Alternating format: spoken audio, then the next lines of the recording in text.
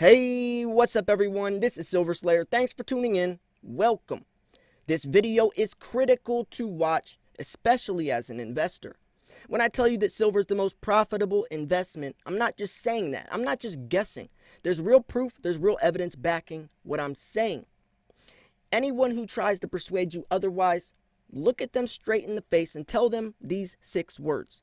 We're running out of silver. So with that said, let's jump into the video.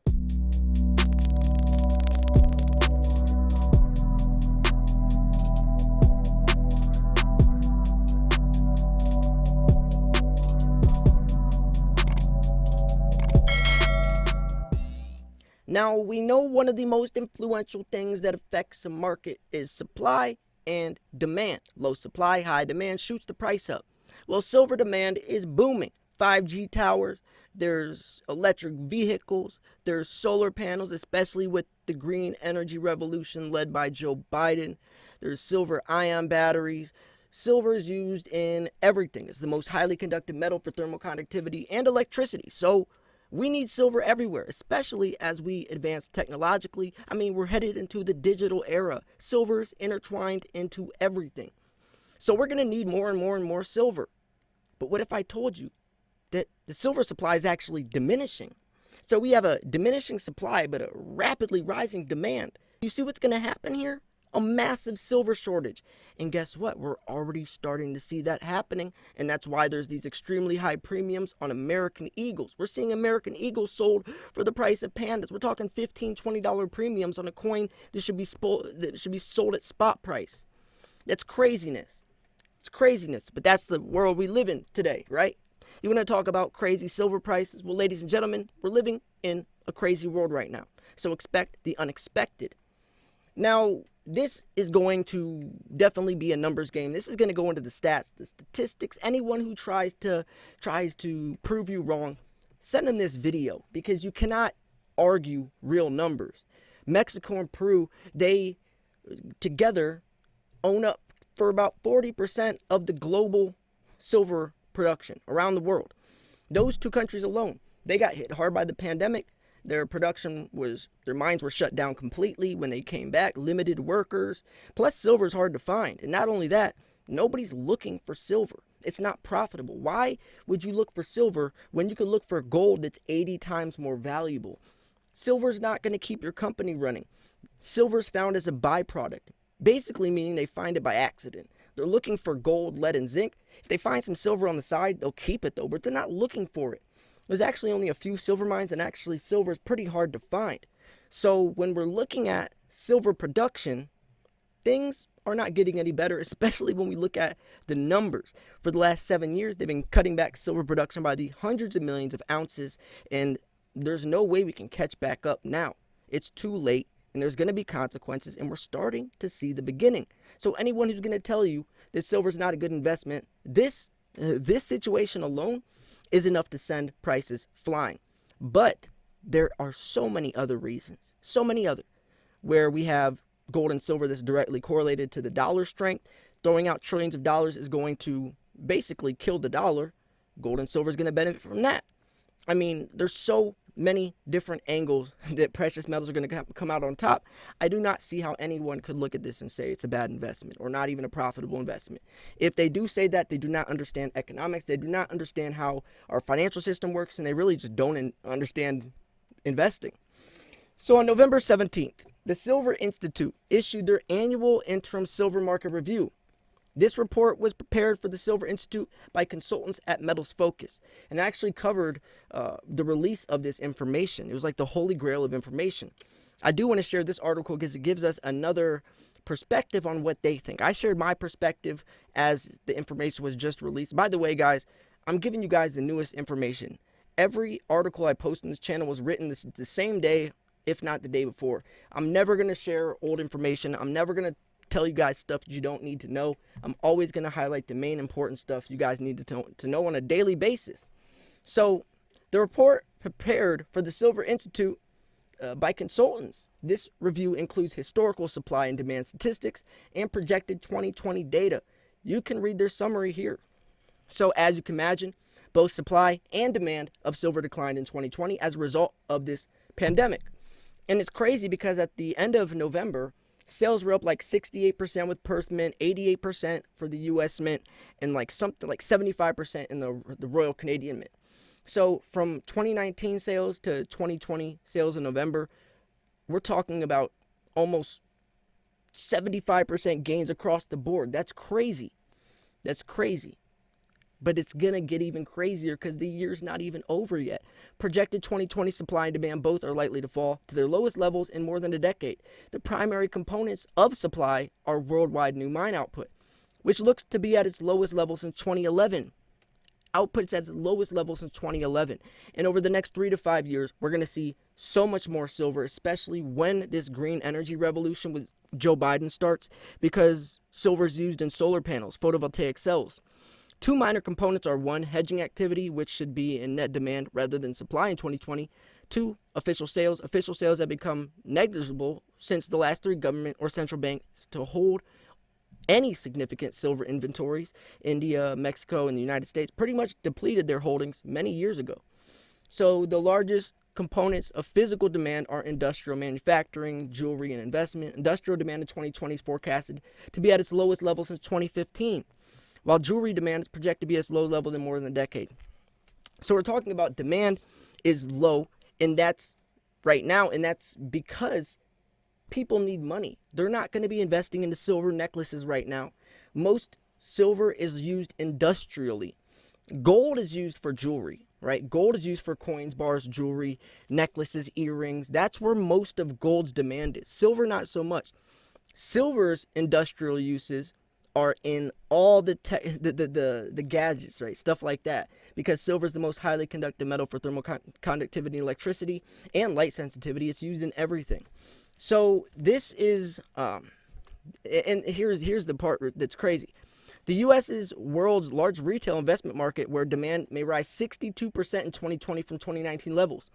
Demand's up 62%. So we're talking about not only individual investors like you and I that are trying to get a slice of the silver pie as prices rise, right? Because when prices rise, news is talking about it, friends, family, neighbors, your dog, everyone's talking about it. So everyone's trying to buy it because they see it's profitable.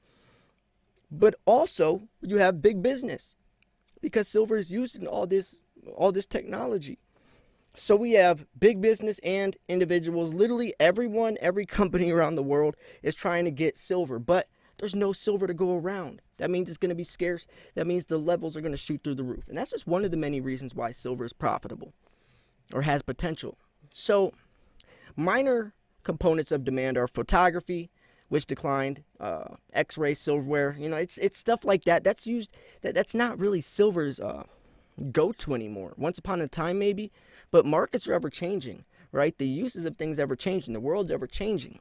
The forecasted combined net result of physical supply and demand in 2020 is a surplus of 31 million ounces. And that figure is not the bottom line. We also have exchange-traded products like the SLV, which reached 350 million ounces. When you factor in this demand, which is touted as physical demand, the net silver shortage for 2020 could be 318 million ounces.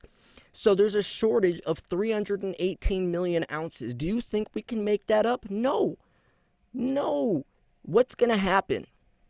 If accurate, this would by far be the largest ever annual shortage silver supply versus demand. So, as calculated by market analysis or analysts at CPM Group, the previous largest annual silver shortage from 1991 to 2000 ranged from 111 million ounces to 196 million. Shortage in 2020 far exceeds those levels. I mean, this is crazy. I don't understand it. I don't think you guys understand how severe that is, how unbelievably scary that is. I mean, it's profitable to us, but at what cost? Just like the stimulus, right? It's like, yes, it's great that everyone's about to get a paycheck. You know, the small businesses that have been affected, the people that have been out to work. It's great, and I'm actually pro that. I think it's great. I mean, everyone needs that money, but here's the thing: we don't have that money to give out, so there's going to be a cost to pay, right? And it's a weird position to be in, because if any of the presidents wanted to win, they had to throw out that $1 trillion stimulus word. But they know that if they do that, and when they do that, which they had to, it's going to potentially collapse the dollar. So it's like we know what's going to happen, but we had to do it anyways. It's a very weird situation. But anyways, back to these numbers. I really want you guys to try to grasp, try to fathom how big of a deal this is. 1 billion ounces. They're talking about exchange traded products exceeds 1 billion ounces. We don't have anywhere near that amount of physical silver to give people their shares. It even says it right here. These investment funds are marketed as representing the ownership of physical silver inventories, sufficient to cover 100% of the outstanding shares. However, there are several factors that indicate this is not necessarily true. Some ETPs disclose they may lease out some of their silver to generate some income.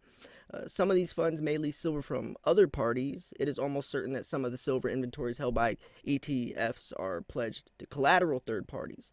So, to the extent that exchange-traded products may not have all the physical silver they claim, such shortfalls would only add to the reported silver shortages. So, it's still interesting. Even that said, 1 billion ounces. I mean, they're talking about we are 300 million ounces short in general, but that's not even looking at the ETF, ETP side of things, where all these people also are quote unquote buying physical silver that we don't have. So things are just getting hit from all angles, and it's looking like this is an unresolvable problem, and it's only going to get worse as the years go on, especially as we need more and more silver, and then we have people investing on these exchanges from the paper side and the physical side, and it's a whole mess, and all it spells is one word: profits. Right? I mean, I always say this: the producers are going to turn into the consumers turn into the producers. The people like you and I that are buying the silver, we're going to be selling the silver one day to people that need it. See, we want it, they need it. Big business, they need it. If you want the newest, latest iPhone to come out, you better hope that they buy it, right? And that's another thing to take note of, is that even if silver does go to $100 an ounce, people always say, like, who's going to pay that price? Well, I bet you will, and I know big business will. And you better hope they do if you want the newest, latest iPhone to be somewhat, affordable. See, here's the thing. When prices go up, more people actually buy it. It's silly, but that's true. It's supposed to be buy low, sell high. Most people buy high, sell low. Just like when, for instance, I always say, like, the Bitcoin situation. I was buying Bitcoin at 1,800. Nobody wanted to buy it when it was that low. I told you guys buy it at 1,800. Most people bought it around 15 to 18,000. Because that's when everyone's talking about it. That's when media is covering it. That's when you know that there's proof it's profitable. And then people go on. See, this is the thing. When most people are buying, you should be selling. Because when most people are buying, that means it's already exploded. That means it's too late. You're not going to make any money. You got to get in before the curve, right? And that's what silver's offering right now. Still before the curve. Mainstream media is telling you not to buy it right now. That probably means you should buy it. But anyways, I just wanted to cover this video to show some of the numbers, right? To show this isn't a myth, this isn't a theory, this isn't a guess, right? We're talking about real numbers, real stats, and looking at real stuff happening. I mean, numbers don't lie. You can try to speculate, you can try to assume all you want, but these numbers do not lie, and it's showing us very clear data on where silver's headed. So anyways, I hope you enjoyed this video. If you thought this video was educational, informational, at least entertaining, make sure to smash the like button. I post daily videos every single day, giving you the newest, latest information in the world of precious metals, what the markets are doing, and more importantly, what you should do about it. You got to be subscribed. And I'm not saying that because I want more subscribers. I'm saying that for the sake of yourself. You got to be tuned in. You cannot be blindly investing and expect success. It's not realistic in today's day and age. So anyways, with that said, I'm going to wrap this video up. This was Silver Slayer. Thanks for tuning in. See you guys soon. Peace.